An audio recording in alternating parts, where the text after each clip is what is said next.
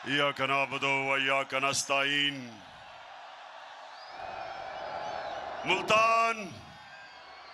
मुल्तान आपका दिल से शुक्रिया अदा करता हूं। बहुत बहुत शुक्रिया इस शानदार इस्तकबाल का। मैं खास तौर पे जिस तादाद में मेरी मुल्तान की बहनें निकली हैं, मैं खराज तहसीन पेश करता हूं उनको। मेरे पाकिस्तानियों, कभी भी दुनिया में कोई इनकलाब कामयाब नहीं होता जब तक उस कौम के नौजवान और उस कौम की ख्वातीन इनकलाब में शिरकत नहीं करती।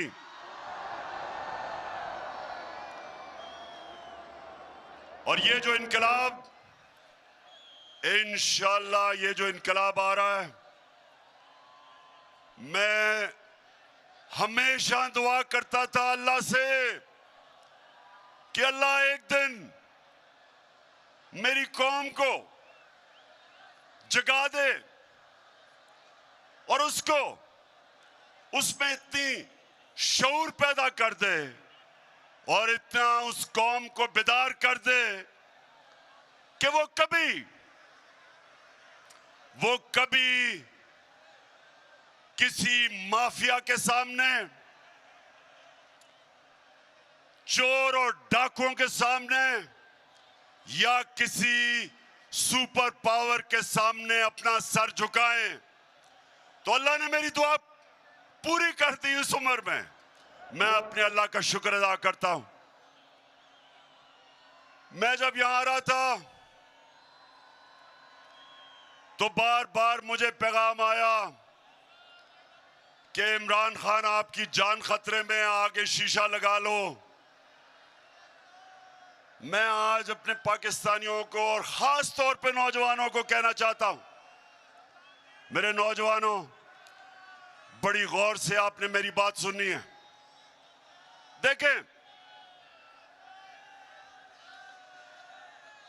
देखें, कुरान की एक आयत है, अल्लाह कहता है जो लोग ईमान ले आए अल्लाह उनके खौफ दूर कर देता है। मेरे पाकिस्तानियों, ये याद रखें और मैं अपने नौजवानों को खास तौर पे कहना चाहता हूं, खौफ, मरने का खौफ, जिल्लत का खौफ, अपनी रिस्क या नौकरी जाने का खौफ, ये एक बड़े इंसान को एक छोटा सा इंसान बना देता है। जिसने भी आज तक दुनिया में कोई बड़े काम किए, और पाकिस्तानियों आपने बड़े बड़े काम करने अभी, तो अपने ज़हन में डाल लें कि जब तक आप इस खौफ के बुत को तोड़ेंगे नहीं, आप इसको एक अजीम कौम नहीं बना सकते। मेरे नबी सल्लल्लाहु अलैहि वसल्लम ने मदीना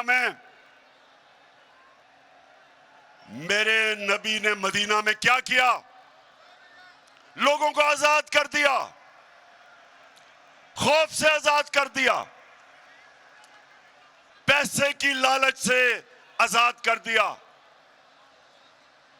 मैं की पूजा करने वालों को बड़े इंसान बना के बड़ी सोच दे दी थी। और वही लोग जिनकी हैसियत नहीं थी, दुनिया की उन्होंने इमामत की। मुल्तान, ये गौर से सुन लो, आज तक कोई बड़ा बिजनेसमैन नहीं बना जो नुकसान से डरता हो। आज किसी फौजी ने बड़े तगमे नहीं लिए जो मौत से डरता हो। क्रिकेटर भी, जो क्रिकेटर हारने से डरता है उसे जीतना नहीं आता। जिस बैट्समैन को तेज बॉलर से गेंद लगने का खौफ होता है, वो बड़ा बैट्समैन नहीं बनता। जिस दुनिया के पहले इंसान ने दुनिया के सबसे बड़े पहाड़ के ऊपर चला था, माउंट एवरेस्ट के ऊपर जब एक एडमंड हिलरी चला था, तो उससे पहले जिन्होंने भी कोशिश की थी उस पहाड़ पे चढ़ने की, या वो मर गए थे और या वो फेल हो गए थे। तो जब पहले इंसान ने सबसे ऊंचे पहाड़ पे चढ़ा तो अपने खौफ के ऊपर काबू पाया। तो मैं आज अपनी कौम को कहना चाहता हूं कि ये जो हमें करप्ट और बुज़दिल हुक्मरानों ने खौफ दिलवाया हुआ है कि जब तक आप अमेरिका के जूते पॉलिश नहीं करेंगे आप आगे नहीं बढ़ सकते।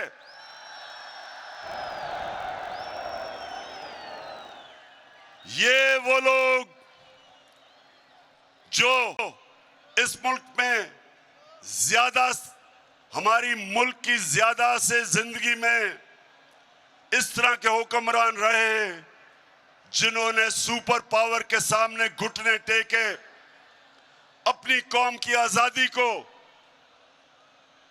अपनी आजादी खोई, अपनी इज्जत खोई, जिल्लत मिली हमें पाकिस्तानियों को हुक्मरानों की वजह से। तो मैं आज वो पाकिस्तानी जो पाकिस्तान के साथ बड़ा हुआ था, मुझे हमेशा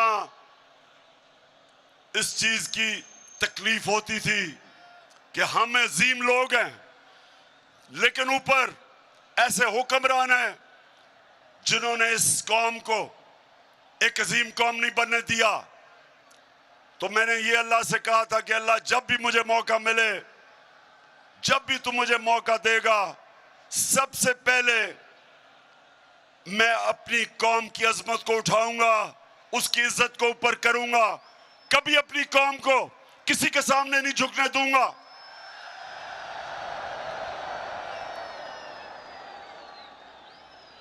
और पाकिस्तानियों, इसीलिए ये साजिश की गई। साजिश की किसने? 30 साल से जो इस मुल्क को लूट रहे थे, जिनके ऊपर करप्शन के केसेस थे, जिन्होंने पूरी कोशिश की मेरे से कि मैं उनको NRO दे दूं, यानी कि जनरल मुशर्रफ की तरह उनके करप्शन केसेस खत्म कर दूं।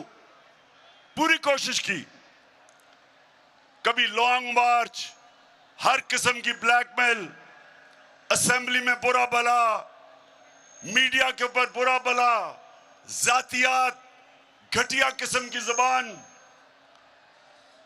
हर बार कि जी कल गया तो परसों गया। सिर्फ एक मकसद था इनका कि मैं इनके करप्शन के केसेस माफ कर दूं। याद रखें, जब ये दोनों 11 साल इन्होंने बारियां ली थी दोनों पार्टियों ने, तो जनरल मुशर्रफ ने जो इन्होंने करप्शन की थी अपने पहले 11 सालों में, उसने इनके सारे केस माफ कर दिए, NRO दिया।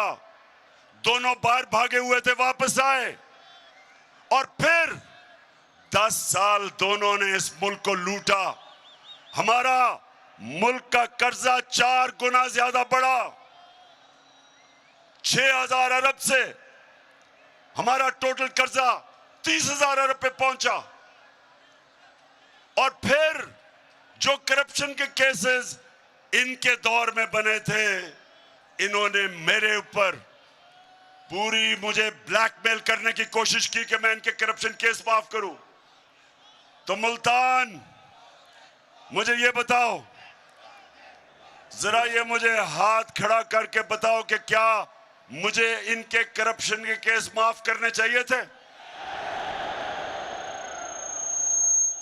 अगर मैं इनके करप्शन के केसेस माफ करता, इसका मतलब कि मैं इक्तदार में एक नजरिए के लिए नहीं आया था, मैं इंसाफ की तहरीक चलाने नहीं आया था। इसका मतलब मैं भी कुर्सी की सियासत करने आया था। जिस तरह जनरल मुशर्रफ ने अपनी कुर्सी बचाने के लिए इनको माफ किया, तो इन्होंने फिर साजिश की। लंदन में जो भगोड़ा बैठा हुआ था,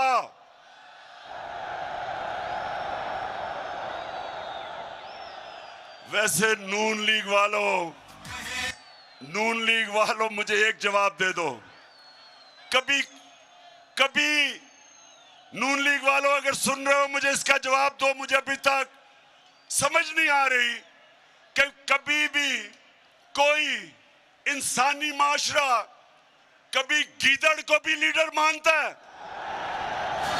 दिल में होनी इंसाफ तो हो इंसाफ, कहे इमरान खान। तो चली है अब तहरीक के होगा ठीक ये प्यारा पाकिस्तान। दिल में होनी इंसाफ तो हो इंसाफ, कहे इमरान खान। तो चली है अब तहरीक के होगा ठीक ये प्यारा पाकिस्तान। तो नून लीग वालों अगर सुन रहे हो तो खुदा के वास्ते मुझे जवाब दो। कभी गीदड़ लीडर बन सकता है? पहले मुशर्रफ का दौर, मुशर्रफ ने जब इसको जेल में डाला तो आसिफ जरदारी ने कहा कि अटक जेल में। अब ये आसिफ जरदारी इत्तेहादी है इसकी स्टेटमेंट थी कि अटक में जो जेल में नवाज शरीफ था वहां टिश्यू पेपर खत्म हो गया इसके आंसुओं से। रो रो के मिन्नतें करी कि मुझे बाहर भेज दो। और मुशर्रफ ने इतना जुल्म किया, इसके करप्शन केसेस रोक के इसको बाहर भेज दिया। बाहर जाके झूठ बोला कि कोई मुआहदा करके नहीं आया। वो फिर मुआहदा सामने आ गया 8 साल के बाद। शर्म भी नहीं आई झूठ बोल के। इस बारी फिर झूठ बोल के ड्रामा करके मैं जी बहुत बीमार हूं, हमें बताया गया कि ये तो शायद जहाज पे भी ना बैठ सके, इतना बीमार है। हमारी वजीर शीरीन मजारी, उसने जब बीमारियों का सुना वो रोना शुरू हो गई कैबिनेट में कि जी बेचारे को जाने दें, देखे ना इसका हाल, देखे शक्ल देखे इसकी। कई बेचारी बूढ़ी ख्वातीन ने जब जिस तरह की वो शक्ल बनाता है रोने वाली, उन्होंने भी कहा जी देखें खुदा के वास्ते इसको जाने दे। वो चला गया बाहर। जैसे ही जहाज पे चढ़ा एक नया नवाज शरीफ आ गया, बीमारी खत्म। ऐसे सीढ़ियों पे चढ़ा कि ऐसे लग रहा था कि ओलंपिक्स के लिए ट्रेनिंग करने के लिए है। और जैसे ही लंदन की हवा लगी तो उसके बाद नवाज शरीफ वहां बैठ के एक सियासतदान बन गया। तो मैं नून लीग वालों तुम्हारे से आज पूछता हूं, खुदा के वास्ते मुझे समझा दो कि एक झूठा आदमी अदालत ने जिसको सजा दी हुई हो, जो अरबों रुपए के घरों में रहता हो, जिसके बेटे कहें कि हम अरबों रुपए के घर में रहते हैं लेकिन हम जवाब दे इसलिए नहीं कि हम पाकिस्तान के शहरी नहीं हैं। कैसे नून लीग वालों आप इस आदमी के पीछे चल सकते हो? कैसे चल सकते हो? और फिर यहां बैठा था छोटा भाई चेरी ब्लॉसम,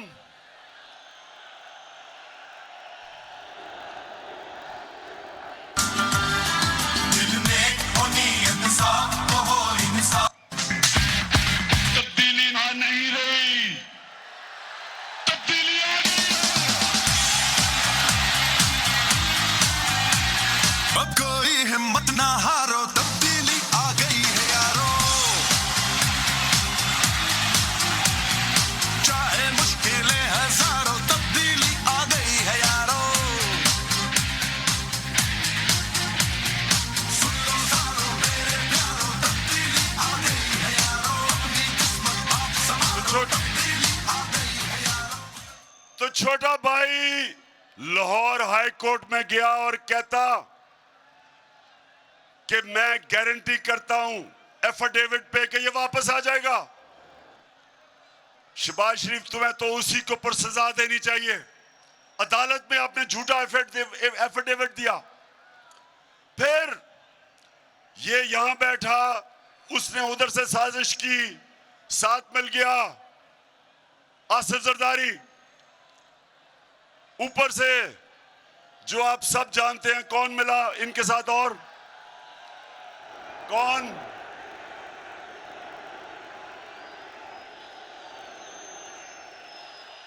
इनके साथ वो मिल गया जिसके ऊपर आजकल बात हो रही है उसकी कीमत बढ़ाने के लिए। ये कभी भी नहीं हुआ, ये जरा सुने, ये कभी भी नहीं हुआ कि ये इतनी डरपोक हुकूमत है, डर रहे हैं कि फजल रहमान की कीमत बढ़ाई जाए और पेट्रोल की। इतने डरे हुए हैं कि कहते हैं नेशनल सिक्योरिटी काउंसिल की मीटिंग बुलाओ ताकि वो फौज पे पड़े कीमत बढ़ाने पे। ये हाल है आज। तो इन सारों ने मिलकर साजिश की, साथ इनके मिल गए अमेरिका, और अमेरिका के अंदर उनका यहां जो एम्बेसी है वो हमारे लोगों से मिलने शुरू कर दिए जो सबसे पहले लौटे हुए थे। वहां से साजिश शुरू हुई। वैसे मुल्तान, मुझे ये बताओ, आप जरा आज मुझे ये बताओ कि जनूबी पंजाब से इतने ज्यादा लौटे कैसे निकले हैं?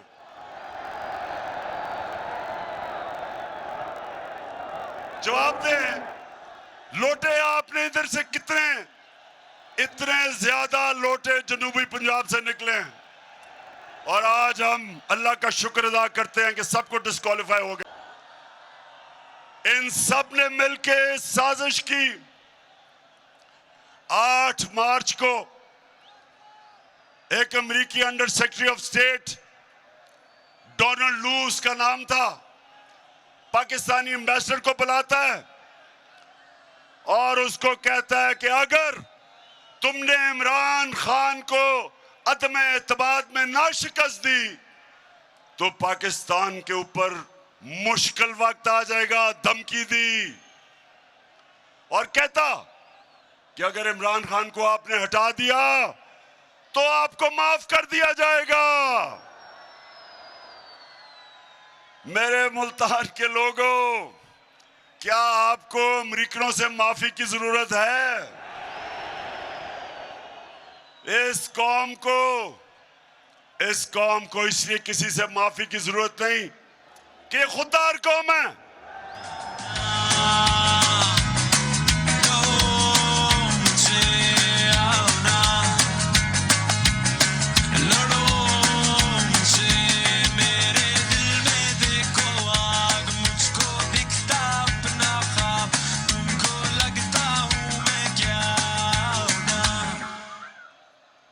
लेकिन जो इस मुल्क में हमारी बदकिस्मती से अशरफिया है वो डर गए और उन्होंने पूरी शिरकत की।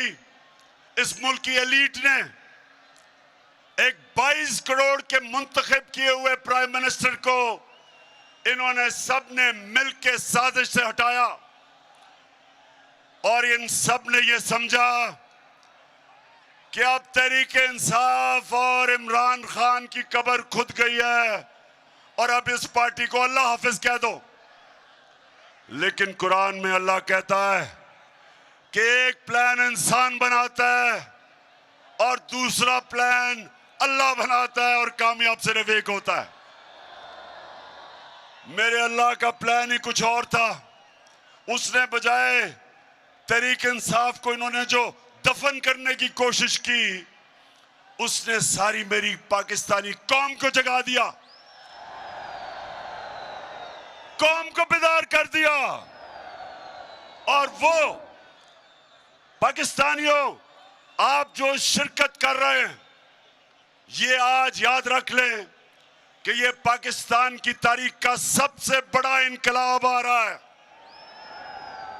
अब ये जो माफियाज बैठे हुए ऊपर 30 साल से इस मुल्क को लूट रहे थे, 30 साल से जो कब्जा करके बैठे हुए हैं, अब इनकी कब्रें खुद रही हैं।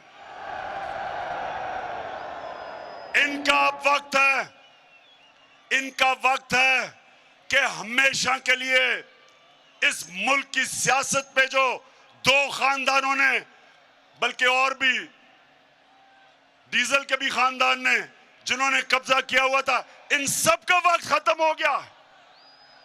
ये कौम आज जाग उठी है, कौम जाग गई है और इंशाअल्लाह इस्लामाबाद में ये जो अवाम का समुंदर आने वाला है। मुल्तान, आप तैयार हो इस्लामाबाद के लिए?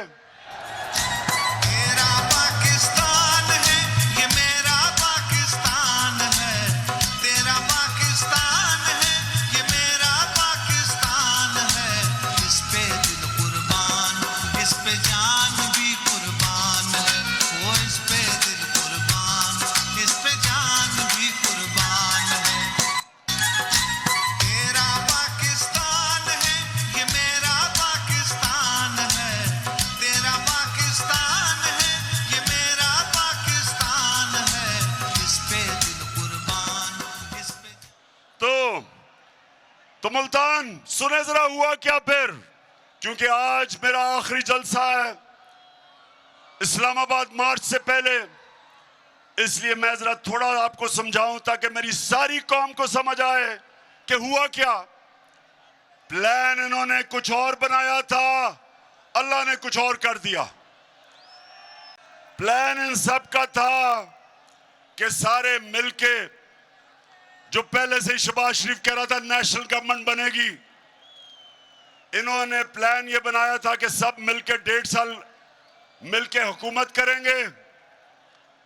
इलेक्शन कमीशन को, पहले ही इलेक्शन कमीशन इनके साथ है, उसको बिल्कुल अंपायरों को अपने साथ मिला के सरकारी जितने भी नौकर हैं, पब्लिक ऑफिसर्स, वो अपने रख के और हर किस्म की धांधली करके इनका ख्याल था अगली इलेक्शन ये जीत जाएंगे। लेकिन अब मुल्तान, अब क्या होगा? अब ये हो गया है कि सारी कौम को जो इन्होंने बताया था कि जी ये तो बड़े तजर्बाकार हैं, ये हमारी माशियत को उठा देंगे, तो मुल्तान जब से ये आए हैं 6 हफ्ते हो गए हैं, कहते हैं जी शहबाज शरीफ सुबह 7 बजे जाग जाता है। शहबाज शरीफ मेरा जो माली है वो 6 बजे जाग जाता है सुबह। 7 बजे जागने से क्या फर्क पड़ता है? डॉलर 200 रुपए पे पहुंच गया, स्टॉक मार्केट गिर गई है, हर चीज महंगी। और जब से हमजा शरीफ पहुंचा है तो मुर्गियां भी तो दुगनी कीमत हो गई है मुर्गियों की। सो इन्होंने अब पता चला है कि तजर्बा किस चीज का है। इनका सारा तजर्बा करप्शन का है। ये जब आते हैं अपना पैसा बनना शुरू हो जाता है, मुल्क मकरूज हो जाता है। अब ये जो आप सामने आए हैं, मैं अब इनसे सवाल पूछता हूं कि बड़ा जोर लगाया था और साजिश करके पिछले 1 साल से लगे हुए थे साजिश करनी। अब जब आपको हुकूमत मिली है तो जरा आप मुझे बताएं कि आपसे क्यों नहीं संभल रही, क्यों नहीं मुल्क संभल रहा? कभी वो लंदन भागते हैं, उधर वो बैठा हुआ है एक सजा याफ्ता, वो मुल्क के फैसले कर रहा है। कभी कहते हैं जी नेशनल सिक्योरिटी काउंसिल वो चीजें महंगी करे, कभी IMF के पास जा रहे हैं। तो सारी कौम को पता चल जाना चाहिए कि जो लोग 30 साल से हुकूमत कर रहे थे और जिन्होंने इस मुल्क को मकरूज किया, वो इस मुल्क के मसले नहीं हल कर सकते। जो एक मुल्क का निजाम तबाह करते हैं वो ठीक नहीं कर सकते। और अल्लाह का शुक्र है आज मुल्तान, मैं बड़े फख्र से कहता हूं कि जो हमारे 3.5 साल में हुआ, जिस तरह की माइशत की तरक्की हुई, मैं आज चैलेंज करता हूं सबको कि इनके 30 साल में कोई वक्त बता दें जो उस तरह की तरक्की हुई हो हर शोबे में। आज किसानों के पास जो उनकी फसलों का उनको पैसा मिला है, पाकिस्तान की तारीख में कभी किसानों को इस तरह उनकी पैदावार की कीमत नहीं मिली जो आज मिली है।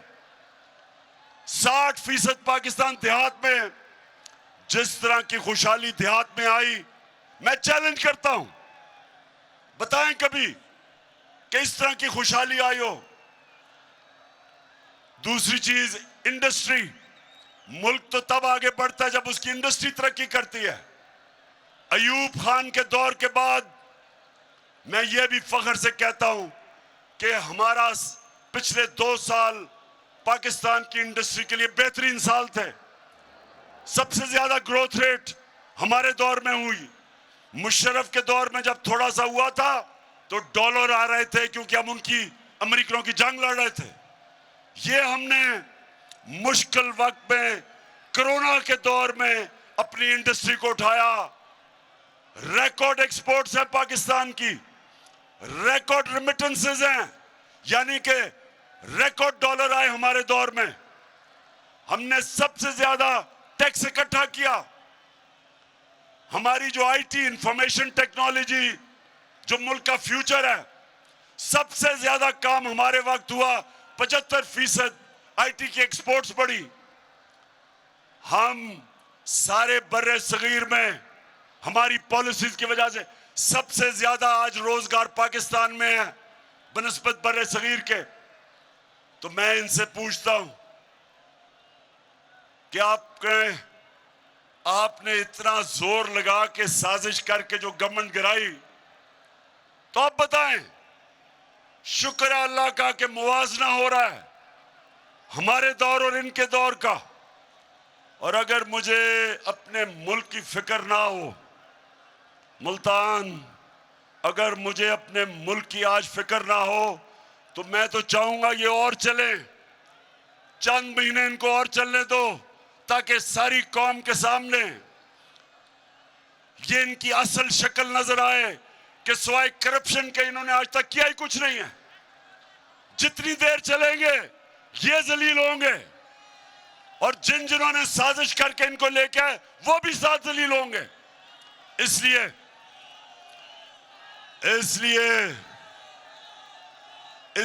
इनको चलने तो देना चाहिए, लेकिन मुल्क का दिवालिया निकल रहा है। जिस तरह रुपया गिर रहा है और अभी रुपए गिरने की वजह से जो महंगाई आने वाली है, सारी चीजें महंगी होने वाली हैं, क्योंकि जब रुपया गिरता है सारी जो चीजें आप इंपोर्ट करते हैं सब महंगी हो जाती है, जिसमें तेल, बिजली, घी, जो चीजें, दालें जो बाहर से आप मंगवाते हैं वो महंगी होने वाली है। तो हमें तो अगर हम सियासत का सोच रहे हैं तो हम तो चाहिए चले, लेकिन हम पाकिस्तान का सोच रहे हैं और हमें पता है कि जितनी देर ये चलेंगे ये मुल्क को उधर धकेल देंगे जिधर यहां वो श्रीलंका वाला हाल होगा। आज श्रीलंका में देखें क्या हाल है, उधर लेके जा रहे हैं। इसलिए आज मैं यहां मुल्तान से डिमांड करता हूं कि जल्दी से जल्दी इलेक्शन की डेट दो और असेंबलियों को डिसॉल्व करो।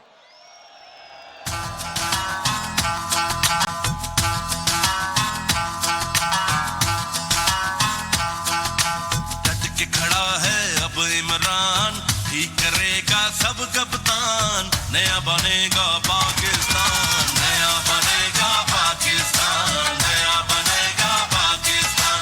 डट के खड़ा है अब इमरान, नया बनेगा पाकिस्तान। डट के खड़ा है अब इमरान, बनेगा पाकिस्तान, नया बनेगा पाकिस्तान, नया बनेगा पाकिस्तान, डट के खड़ा है अब इमरान। अच्छा मुल्तान, मुझे किसी सोशल मीडिया पे किसी ने मुझे तकरीर भेजी, वो मरियम कहीं तकरीर कर रही थी कल।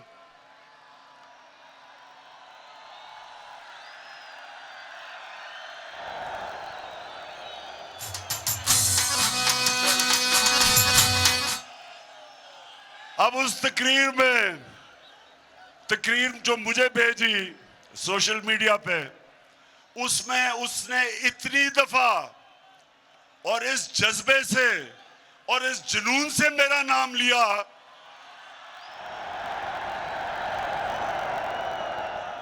कि मैं उसको ये कहना चाहता हूं, मरियम देखो, थोड़ा ध्यान करो, तुम्हारा खामद ही नाराज ना हो जाए जिस तरह तुम ये बार बार मेरा नाम लेती हो।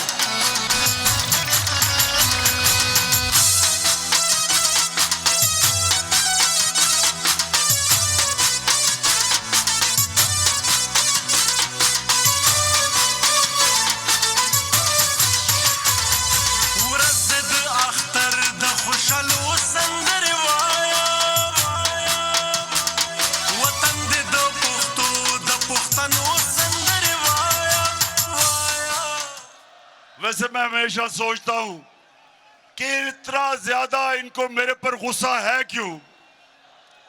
मरियम को, इसके भाइयों वालिद को, इसके चाचा को, उनके बेटों को, मैंने इनका क्या बिगाड़ा है? केसेस तो इनके सारे पुराने बने हुए हैं। हमारे आने से पहले सारे इनके ऊपर करप्शन के केसेस बने हुए हैं। केसेस तो इनके दौर के बने हुए हैं। नवाज शरीफ के और मरियम के जो दो भाई और उसके बेटे, वो तो इनके दौर में दुम दबा के भागे थे। इसहाक डार जो इनका मुंशी, वो इनके दौर में भागा था, उसके बेटे इनके दौर के बाहर गए थे। शहबाज शरीफ का दामाद, जब करप्शन का केस उस पे हुआ, वो इनके दौर में बाहर भागा था।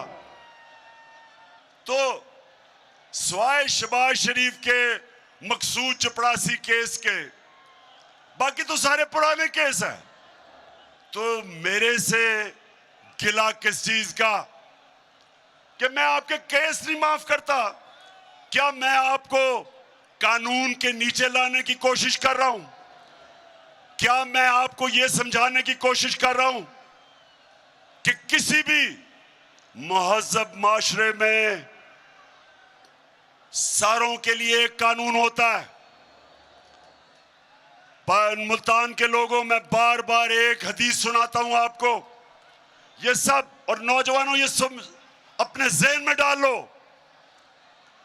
कि हमारे नबी सल्लल्लाहु अलैहि वसल्लम ने कहा था कि जो कौम छोटे चोरों को जेलों में डालती है और बड़े डाकुओं को नहीं पकड़ती, वो तबाह हो जाती है। दुनिया में जो कौम गरीब है, जो भी गरीब कौमें हैं दुनिया में, जिधर गुर्बत है, वहां सारों में एक चीज है, सिर्फ वहां छोटे चोर जेलों में जाते हैं। बड़े डाकुओं को उनका इंसाफ का निजाम नहीं पकड़ सकता। आज तक हमारा अलमिया ये है कि हमारे मुल्क में बड़े बड़े डाकू ईवानों में चले जाते हैं और बेचारे छोटे चोर जेल में जाते हैं। जब मैं जनरल मुशर्रफ के दौर में अपनी आजाद अदलिया के लिए जब मैं तहरीक में शामिल हुआ और मुझे जेल में डाला, 8 दिन मैंने जेल में गुजारे। यकीन करो मेरे मुल्तान के शहरियों, वहां कोई मुझे ताकतवर डाकू नहीं नजर आया, सिर्फ बेचारे छोटे छोटे चोर नजर आए। जिसको 6 महीने रहना चाहिए था जेल में, वो 6 साल जेल में रह रहा था। और जब मैं नेशनल असेंबली में जाता था तो मुझे बड़े बड़े मुजरिम नजर आते थे, वहां डाकू नजर आते थे। और ये वजह है कि एक स्विट्जरलैंड जैसा मुल्क जिसके पास कोई वसाइल नहीं है, दुनिया का अमीर तरीन मुल्क है, क्योंकि उस स्विट्जरलैंड की खासियत यह है कि ताकतवर से ताकतवर डाकू, उनका इंसाफ का निजाम उनको जेलों में डालता है और तब एक माशरा ऊपर जाता है। मेरे नबी ने कहा था कि मेरी बेटी भी अगर जुर्म करेगी उसको सजा मिलेगी, कानून से ऊपर कोई नहीं। ये हमारा अलमिया है कि सोचे कि शहबाज शरीफ और इसके बेटे को सजा होनी थी। 24 अरब रुपए के FIA के केसेस, 16 अरब रुपए नौकरों के नाम पे, 16 अरब रुपया, 1 अरब में 100 करोड़ रुपया, 16 अरब रुपए नौकरों के नाम पे लिया। एक मकसूद चपड़ासी जिसकी 15,000 रुपया तनख्वाह, 4.25 अरब रुपया उसके अकाउंट में आता है और वो पकड़ा जाना था, उसको सजा होनी थी।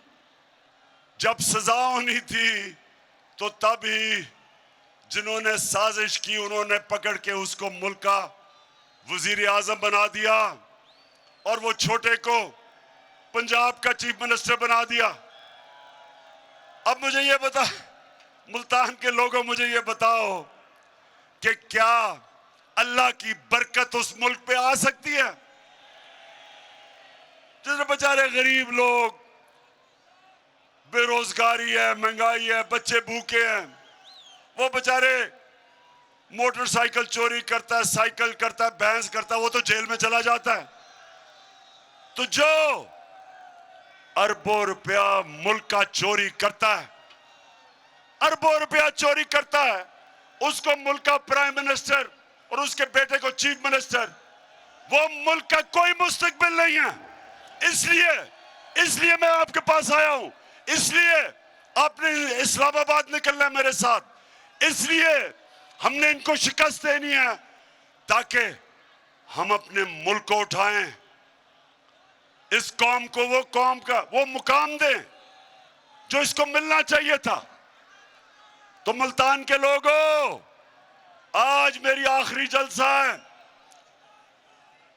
इस्लामाबाद हकीकी आजादी मार्च से पहले मैं आज आप सबको तैयार करने आया हूं कि अगर हमारी कौम अब नहीं निकलेगी तो 2 गुलामियां करेंगे हम। एक गुलामी अमेरिका की, क्योंकि ये अमेरिका के गुलाम हैं। दूसरी गुलामी डाकुओं की, जो ये 30 साल से मुल्क को लूट रहे हैं। इसलिए फिर से मुझे बताएं कि आप तैयार हैं? बताएं, तैयार हैं?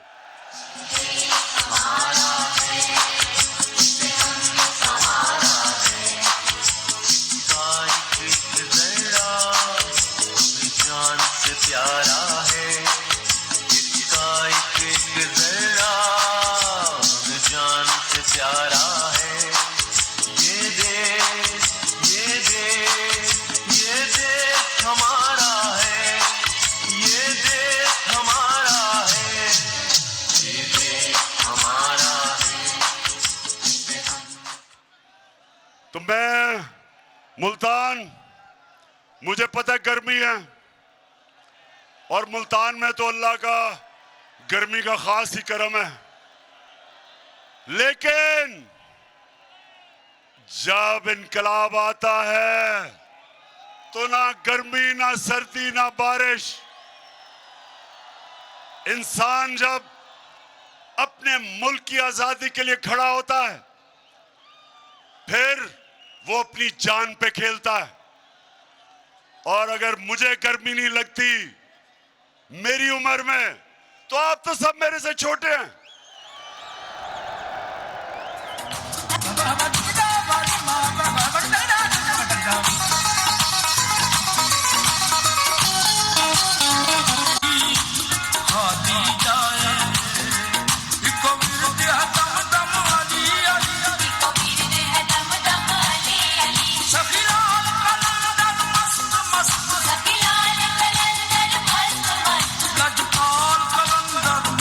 मस्त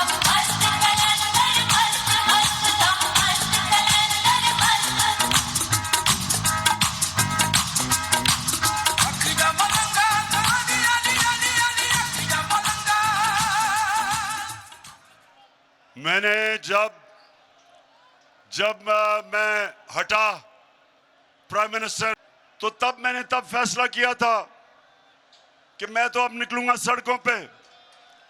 और मैंने सोचा था कि चाहे मुझे अकेला भी निकलना पड़े तो मैं निकलूंगा, क्योंकि मैं अपने अल्लाह को, मैं जब भी अपने अल्लाह के पास जाऊंगा तो मैं उसे कहूंगा कि अल्लाह, मैंने अपने मुल्क के लिए पूरी कोशिश की,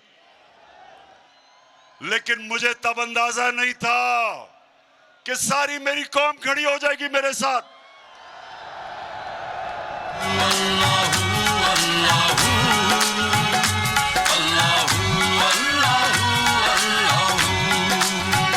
ये ज़मीं जब न थी, ये जहां जब न था, ये ज़मीं जब न थी, ये जहां जब न था, ये ज़मीं जब न थी, ये जहां जब न था, ये ज़मीं जब न थी, ये जहां जब न था, चांद सूरज न थे, आसमां जब न था, चांद और मुझे ये भी अंदाजा नहीं था कि इस मुल्क की हमारी बाशऊर और दलेर ख्वातीन वो भी निकलाएंगी,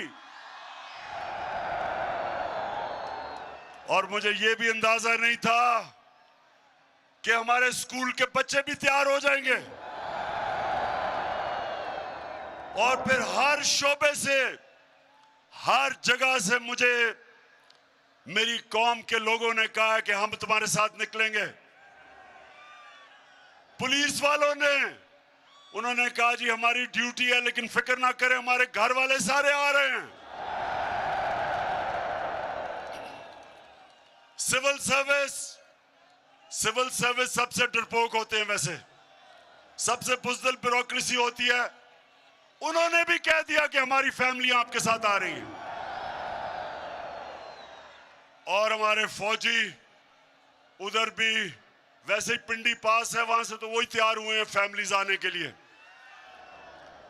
और जो हमारे एक्स सर्विस, जो रिटायर्ड फौजी हैं, जिन्होंने अपने मुल्क के लिए अपनी जानें कुर्बान की हैं और देखा अपने फैमिली मेंबर्स, अपने दोस्तों को शहादत देते हुए, खास तौर पे जो अमेरिका की जंग में हमें लेके गए थे, आज तक हमारे फौजी कुर्बानियां दे रहे हैं उसके लिए। तो जिनको खास एहसास है और जिनको पता है कि आजादी कितनी जरूरी है कौम के लिए, गुलाम कौम की कोई कदर नहीं करता, सिर्फ आजाद कौम की इज्जत होती है। तो जो है हमारे रिटायर्ड फौजी, वो भी सारे तैयार हैं, वो भी आ रहे हैं। और इंशाअल्लाह इस्लामाबाद में जो मैं देख रहा हूं, अवाम का समुंदर, वो पाकिस्तान तो छोड़े, मैं समझता हूं दुनिया में कभी इतना बड़ा समुंदर नहीं लोग देखेंगे इंशाअल्लाह। मुल्क को बेच के खाने वाले खुद हजम हो जाएंगे, वो खुद हजम हो जाएंगे। और पुश्तों से जो गद्दी बैठे सब भीड़ में मिल जाएंगे, वो सब भीड़ में मिल जाएंगे। जो दूर गए थे भूले से लौटेंगे, फिर वतन को एक शान, फिर वतन को एक शान। वो दिन फिर आएगा जब ऐसा होगा पाकिस्तान, मैं तो देखूंगा, मैं तो देखूंगा, तुम भी देखोगे, तुम भी देखोगे। ये मुल्तान, ये सियासत से बात ऊपर चली गई है, ये सियासत नहीं है। फिर से ये वो इनकलाब है जो पाकिस्तानियों को अब एक कौम बना रहा है। कि कैसे एक छोटे से अमेरिकी अफसर, उसकी क्या जरूरत है कि 22 करोड़ पाकिस्तानियों को धमकी देता है कि अगर तुमने अपने प्राइम मिनिस्टर को ना हटाया तो तुम्हारे से हम बहुत बुरा करेंगे, और अगर हटा दिया तो तुम्हें माफ कर देंगे। बेशरम, तुम्हारी माफी की जरूरत नहीं है। तुम हो कौन? ये, और पाकिस्तानियों याद रखना, आप सब मोहम्मद मुस्तफा नबी सल्लल्लाहु अलैहि वसल्लम के उम्मत हो। दुनिया की तारीख का सबसे अजीम लीडर ना कोई आया था ना आ सकता है। सबसे अजीम इंसान हम उसकी उम्मत है। हमें हमारा कलमा हमें कहता है कि कोई नहीं है खुदा सिवाय अल्लाह के, किसी के सामने हम नहीं झुकते। तुम हो कौन अमेरिकी कि हमें धमकियां दे रहे हो?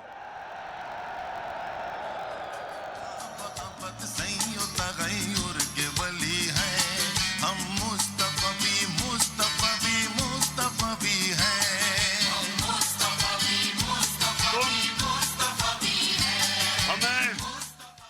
हमें कहते हो कि जी रूस से तुम गंदम नहीं ले सकते, तुम रूस से तेल नहीं ले सकते, जबकि वो 30% कम पे हमें दे रहे हैं।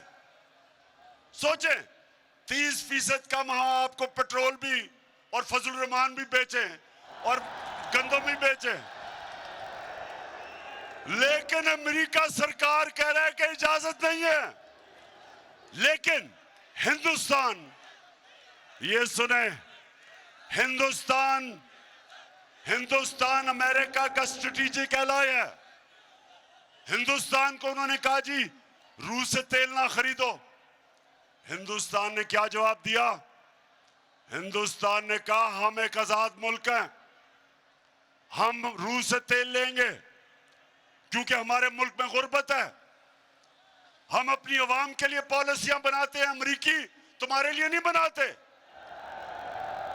हमारे साथ हिंदुस्तान आजाद हुआ था और उनको देखें गैरतमंद फॉरेन पॉलिसी, और हमें देखें कि हमारे पास कौन आया है, चेरी ब्लॉसम बूट पॉलिश। वो तो बूट देखता पॉलिश करता है, वो अमेरिकी देखता है तो उसकी काम पे टांगनी शुरू हो जाती है। ये हमारी किस्मत में बैठे हुए हैं। जुर्रत नहीं है इनकी कि पॉलिसी बनाए अपनी अवाम के लिए। मैंने उनको वाजे कहा, मैंने कहा देखो हम दोस्ती सबसे करेंगे, हम कोई किसी से दुश्मनी नहीं चाहते, हम दोस्ती चाहते हैं, लेकिन हम गुलामी किसी की नहीं करेंगे। आपकी जंग में शिरकत करके, अमेरिका की जंग में शिरकत करके 80,000 पाकिस्तानियों की हमने कुर्बानी दी। आपने हमारा शुक्रिया भी किया, आपने ये भी कहा कि शुक्रिया पाकिस्तान, हमारी जंग में आपने अपने लोगों को कुर्बान किया। एक दफा नहीं कहा शुक्रिया हमारे। और खास तौर पे मैं आज कहना चाहता हूं, क्योंकि मैं कबायली इलाके को सबसे बेहतरीन आपसे जानता हूं। कबायली इलाका हमारा उजड़ गया, 35 लाख लोगों ने नकल मकानी की, उनके कितने लोग शहीद हुए आपको अंदाजा भी नहीं। ड्रोन अटैक्स हो रहे हैं, उधर से बीच में फंसे हुए हैं बेचारे लोग। सारा हमारा कबायली इलाके के लोग, कोई कराची भाग रहा है, कोई नकल मकानी कर रहा है। स्वात में 40 लाख लोग स्वात से निकले। कोई मुझे बताए क्यों? हमने क्या गलती की थी? क्या हमारा क्या कसूर था कि हमारे 80,000 लोग, हमारे 6,500 फौजियों ने कुर्बानियां दी? तो क्या हमारी गलती थी हमारी किससे लड़ाई थी? सिर्फ हमारी ये गलती थी कि हमारा जो उस वक्त का सरबराह था, जब उसको धमकी मिली तो उसमें इतनी दिलेरी नहीं थी कि अपने लोगों के लिए खड़ा होता। उसने घुटने टेक दिए और पाकिस्तान को नुकसान करवाया। इसलिए जब उन्होंने मेरे से कहा कि जनाब हमें अफगानिस्तान के लिए यहां बेसिस चाहिए, जब इंटरव्यूअर ने मेरे से पूछा तो मैंने इसलिए उसको एब्सोल्युटली नॉट इसलिए कहा।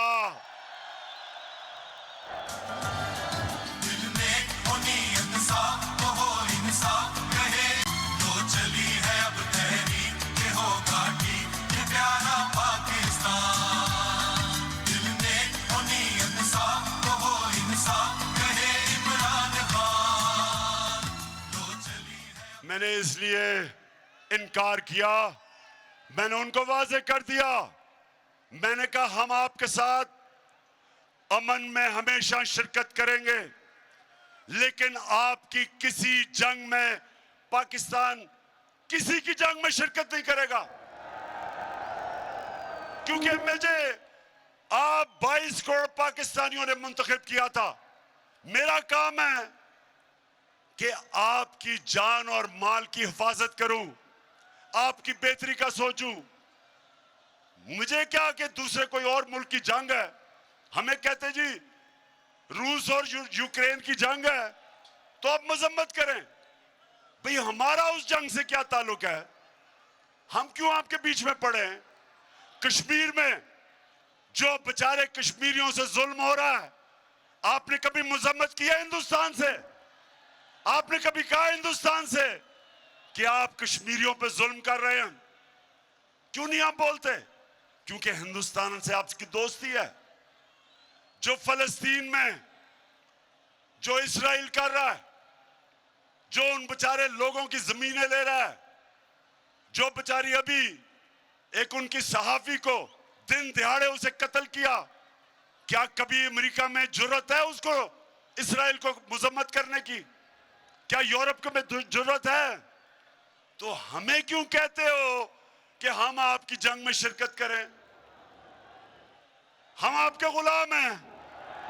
हम क्या हैं? हम आपके कमी हैं। इनको बुरी आदतें पड़ी हुई हैं। पाकिस्तानियों इनको बुरी आदतें कैसे पड़ी कि इनके पास इनको किससे एक तरफ था जरदारी और दूसरी तरफ नवाज शरीफ, उन दोनों के पैसे बाहर पड़े हैं। उनके अरबों अरबों डॉलर्स इस मुल्क से बाहर पड़े हैं। उनकी जायदादें बाहर पड़ी हैं। उनको पता है कि जिस वक्त उन्होंने इनको नाराज किया तो इनकी जायदादें वो जब्त कर देंगे। जिस तरह आज वो रूसियों की जायदादें और पैसा जब्त कर रहे हैं, डरे हुए हैं। ये पैसे की पूजा करने वाले, ये पैसे के गुलाम, उसकी वजह से ये उनके गुलाम हैं। 400 ड्रोन अटैक हुए पाकिस्तान में। पाकिस्तानियों ये याद रखो, ये दुनिया की तारीख में इसकी कोई और मिसाल नहीं मिलती कि जंग अमरीकियों के लिए लड़ रहे हैं और वो पाकिस्तान के ऊपर ड्रोन अटैक कर रहे हैं। 400 ड्रोन अटैक नवाज शरीफ और जरदारी के दौर में। एक दफा इन दोनों बेशर्मों ने एक दफा मजम्मत नहीं की।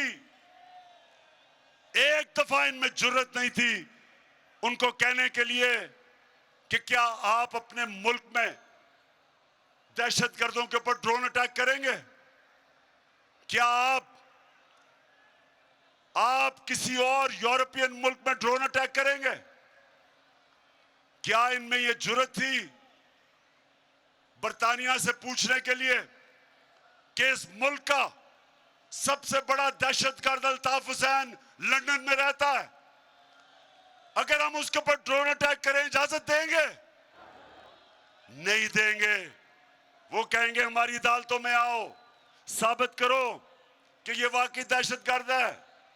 जब तक आप नहीं करोगे अदालतों में, तो हम आपको कुछ इजाजत नहीं देंगे, हम बल्कि उसको जेल में भी नहीं डालेंगे। तो हमारे मुल्क में 400 ड्रोन अटैक, जब ऊपर से बम फटता था, 4000 मील दूर बैठ के कंप्यूटर के ऊपर बटन दबता था और हमारे कबाली इलाके में लोग मर जाते थे। कभी किसी ने पूछा कि क्या वाकई नीचे दहशतगर्द थे? अपने मुल्क में तो कहते हो, अदालतों में जाओ, हमारे मुल्क में खुद ही फैसला करते हो कौन दहशतगर्द है, खुद ही कत्ल कर देते हो। सारे इंसानी हकूक के खिलाफ, इंटरनेशनल लॉ के खिलाफ, हर किस्म कानून के खिलाफ आप हमारे लोगों को कत्ल कर रहे थे। और 2 मुल्क के सरबरा एक दफा इनके मुंह से ये नहीं निकला कि जी ये आप अगर और दुनिया में किसी मुल्क में नहीं करते तो हमारे मुल्क में क्यों कर रहे हो? हम तो आपकी जंग लड़ रहे हैं।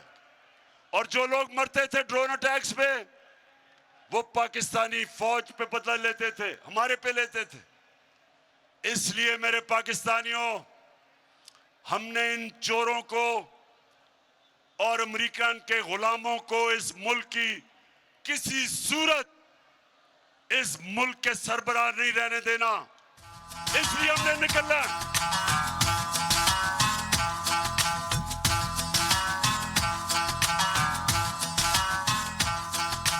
डट के खड़ा है अब इमरान, ठीक करेगा सब कप्तान, नया बनेगा पाकिस्तान, नया बनेगा पाकिस्तान, नया बनेगा पाकिस्तान। डट के खड़ा है अब इमरान, नया बनेगा पाकिस्तान, डट के खड़ा है अब इमरान, ठीक करेगा सब कप्तान, नया बनेगा पाकिस्तान। आखिर में मुल्तान, अच्छा जी, अब मैंने फैसला करना है कि किस दिन आपको मैंने इस्लामाबाद बुलाना है।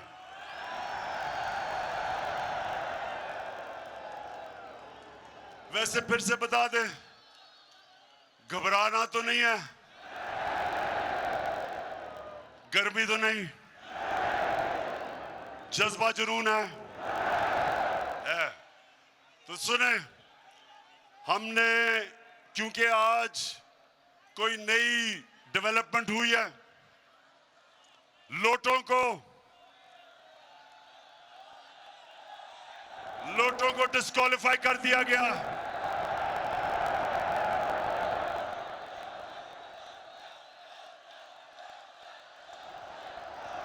लिहाजा